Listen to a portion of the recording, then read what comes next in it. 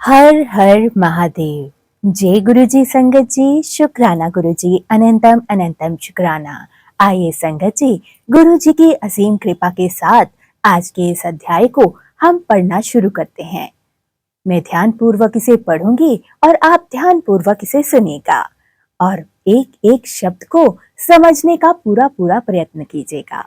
जय गुरु जी, शुक्राना गुरु जी। संगत जी, आज हम जानेंगे कि सप्त ऋषियों के समझाने पर मेरु आदि के कहने से पत्नी सहित हिमवान का शिव के साथ अपनी पुत्री के विवाह का निश्चय करना तथा सप्तऋषियों का शिव के पास जा उन्हें सब बात बताकर अपने धाम को जाना।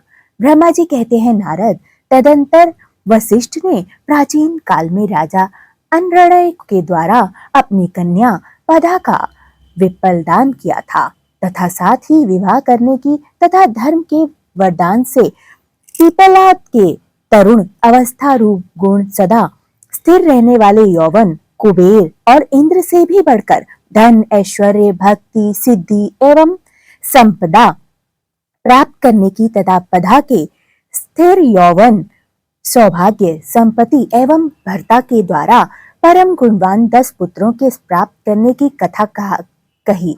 और शैलेंद्र, तुम मेरे कथन से के सार तत्व को समझकर अपनी पुत्री पार्वती का हाथ महादेव जी के हाथों में दे दो और मीना सहित तुम्हारे मन में जो गुरोश है उसे त्याग दो। आज से 1 सप्ताह व्यतीत होने पर अत्यंत शुभ एवं दुर्लभ मुहूर्त आने वाला है। उस समय चंद्रमा लग्न के स्वामी होकर अपने पुत्र बुध के साथ लगन में ही स्थित होंगे।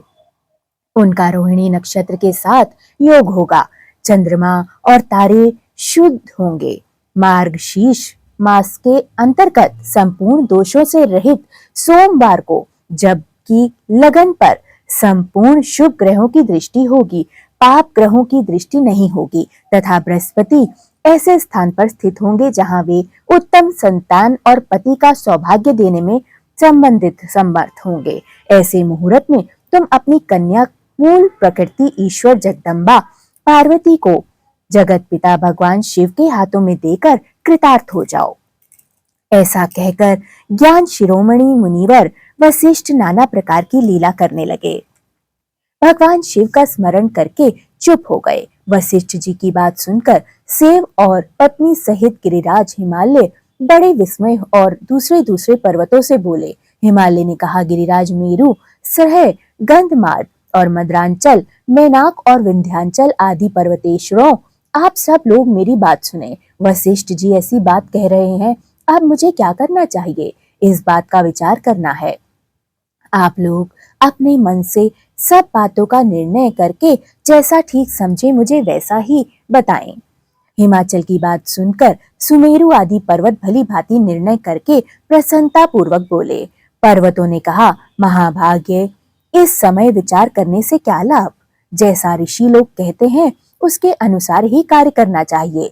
वास्तव में यह कन्या देवताओं का कार्य सिद्ध करने के लिए ही उत्पन्न हुई है।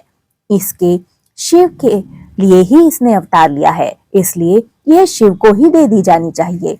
यदि इसने रुद्रदेव की आराधना की है और रुद्र ने आकर इनके साथ वार्तालाप किया है तो इनका विवाह उन्हीं के साथ होना चाहिए।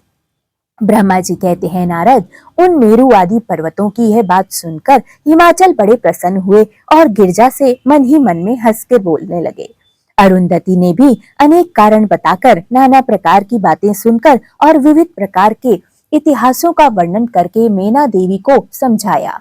तब शैल पत्नी मेना का सब कुछ समझ गई और प्रसन्नचित हो उन्होंने मुनियों को, अरुंधति जी को और हिमाचल को भी भोजन कराकर स्वयं भोजन किया। तदंतर ज्ञानी गिरिश्रेष्ठ हिमाचल ने उन मुनियों की भली भांति सेवा की।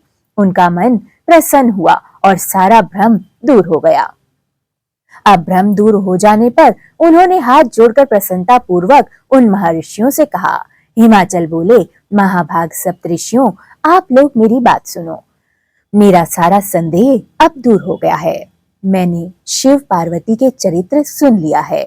अब मेरा शरीर, मेरी पत्नी मीना और मेरे पुत्र पुत्री रिद्धि सिद्धि तथा अन्य सारी वस्तुएं भगवान शिव की ही हैं, दूसरी किसी की नहीं। ब्रह्मा जी कहते हैं नारद, ऐसा कहकर हिमाचल ने अपनी पुत्री और आदर पूर्वक देखा और पुत्री की ओर आदर पूर्वक देखने पर उसे वस्त्राभूषण से विभूषित करके ऋषियों की गोद में बिठा दिया। तत्पश्चात वे शैलराज पुनः प्रसन्न हुए। उन ऋषियों ने बोला, यह भगवान रुद्र का भाग है, इसे मैं उन्हीं को दूंगा। ऐसा निश्चय कर लिया।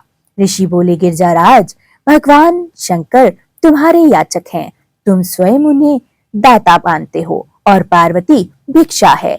इससे उत्तम और क्या हो सकता है। हिमाचल, तुम समस्त पर्वतों के राजा, सबसे श्रेष्ठ और धन्य हो तुम। अतः तुम्हारे शिखरों की सामान्यतः गति है। तुम्हारे सभी शिखर सामान्य रूप से पवित्र एवं श्रेष्ठ हैं।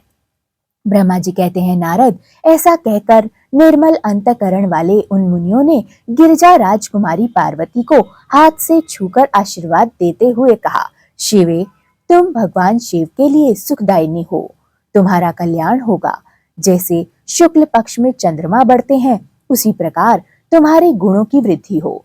ऐसा कहकर सब मुनियों ने गिरजाराज को प्रसन्नता पूर्वक फल फूल दे विवाह के पक्के होने का दृढ़ विश्वास करवा दिया। उस समय परम सती सुमुखी अरुंधति ने प्रसन्नता पूर्वक भगवान शिव के गुणों का बखान करके मीना को लुभा लिया। तदंतर गिरिराज हिमालय ने परम उत्तम मांगलिक लोकाचार का आश्रय ले हल्दी और कुमकुम से अपनी दाढ़ी मूंछ का मार्जन किया। तत्पश्चात चौथे दिन उत्तम लग्न का निश्चय करके परस्पर संतोष दे वे सप्तऋषि भगवान शिव के पास चले गए।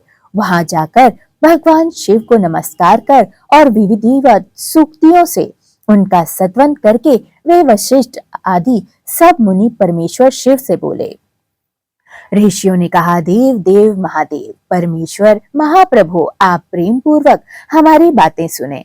आपके इन सेवकों ने जो कार्य किया है उसे जान लें। हे माहेश्वर, हमने नाना प्रकार के सुंदर वचन और इतिहास सुनाकर गिरजाराज और मीना को समझा दिया है। गिरिराज ने आपके लिए पार्वती का वाग्दान कर दिया है। अब इसमें कोई नुनु या नच नहीं है। अब आप अपने पार्षदों तथा देवताओं के साथ उनके यहाँ विवाह के लिए जाइए। महादेव प्रभु, अब शीघ्र हिमाचल के घर पधारिए और वेदोक्त रीति के अनुसार पार्वती को अपने लिए पाणी ग्रहण कीजिए। सप्तऋषियों का यह वचन सुनकर लोकचार परायण महेश्वर प्रसन्नचित हो हंसकर बोले। महेश्वर ने कहा, महाभाग सप्तऋषियों, विवाह को तो मैंने ना कभी देखा है और ना ही सुना है। तुम लोगों ने पहले जैसे देखा हो उसके अनुसार विवाह की विशेष विधि का वर्णन करो। माहेश्वर उस लौकिक शुभ वचन को सुनकर वे ऋषि हंसते हुए देवादिदेव भगवान सदाशिव से बोले। ऋषियों ने कहा, प्रभु, आप पहले तो भगवान विष्णु को विशेषता उनके पार्षदों सहित शीघ्र बुला लीजिए। फिर पुत्रों सहित ब्रह्मा जी को, देवराज इंद्र को व समस्त ऋषियों को, यक्ष, गंधर्व, किन्नर, सिद्ध, विद्याधर और अप्सराओं को प्रसन्नता पूर्वक आमंत्रित कर लो। इनको तथा अन्य सब लोगों को यहाँ सादर बुलवा लो। वे सब मिलकर आपके कार्य का साधन कर लेंगे, इसमें कोई संशय नहीं है। ब्रह्मा जी कहते हैं, नारद, ऐसा कहकर सातों ऋषि उनकी आज्ञा ले भगवान शंकर की स्थिति का वर्णन करते हुए वहां से प्रसन्नता पूर्वक अपने धाम को चले गए। हर हर महादेव। जय गुरुजी, शुक्राना गुरुजी, अनंतम अनंतम शुक्राना। इस इतने शुभ अध्याय को सुनवाने का आपका अनंतम अनंतम शुक्राना गुरुजी।